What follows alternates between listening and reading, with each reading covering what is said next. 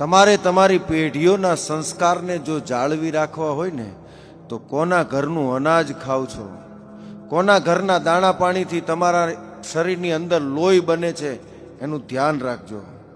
કારણ કે જેવો અનાજ હશે, જેવા માણસના ઘરે જઈને જેવા માણસની ભાઈબંધી કરી હશે, જેવા માણસનો સાથ હશે, એ પ્રમાણે તમારું અનાજ હશે, જે પ્રમાણે તમારો ખોરાક હશે, એ પ્રમાણે તમારા વિચાર હશે. અને વિશ્વાસ ના આવતો હોય તો ઇતિહાસમાં ડોક્યુ કરી અને જોઈ લેજો. મહાભારતના રણ મેદાનની અંદર 45 લાખ મહામાનવની કતલ થયા પછી હસ્તિનાપુરની રાજગાદી તો મળી ગઈ, પણ એ રાજગાદીમાં સ્વાદ ના આવ્યો. કારણ કે કતલ કરી નાખી, અનેક માણસો છે એના માથા કપાઈ ગયા હતા, અનેક બાળકો છે મા બાપ વગરના થઈ ગયા હતા, અનેક સ્ત્રીઓ વિધવા થઈ ગઈ હતી.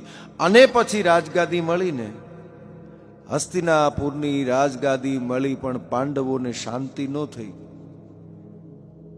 ભગવાન વેદવ્યાસ અને ભગવાન કૃષ્ણે અનેક વાતો કરીને સમજાવી અને મનાવવાની કોશિશો કરી, પણ પાંડવોને શાંતિ ન થઈ. એટલે ભગવાન કૃષ્ણે પાંચે પાંડવો દ્રૌપદી સહિત તમામને લઈ અને રણ મેદાનમાં ઉત્તરાયણના સૂર્યની રાહ જોઈ, મોતની રાહ જોઈ, ઈચ્છા મૃત્યુની રાહ જોઈને સુતેલા પિતામહ ભીષ્મની પાસે જઈ અને ભગવાન કૃષ્ણ છે એ પાંચે પાંડવો દ્રૌપદીને બધાને લઈ જઈને ઊભા રાખે છે. અને બાણ પથારી ઉપર સુતેલા પિતામહ ભીષ્મ છે જ્ઞાનની, નીતિની, ધર્મની તમામ વાતો કરી રહ્યા છે. પાંડવો સાંભળી રહ્યા છે કે સુણે પાંડવો ગાને બાપુજી બોલે એમાં દ્રૌપદી હસીંગણ ધારી રે પાથરી.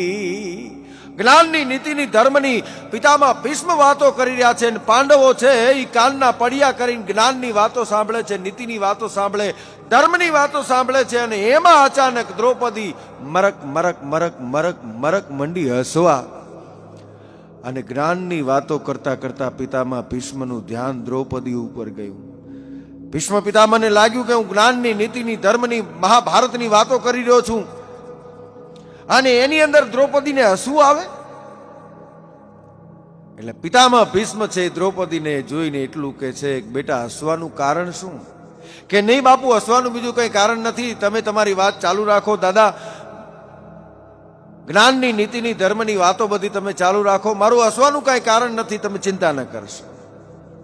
કે નહીં, આવડી મોટી જ્ઞાનની વાતો કરતો હોય, બાણ પથારી ઉપર સૂતો હોય,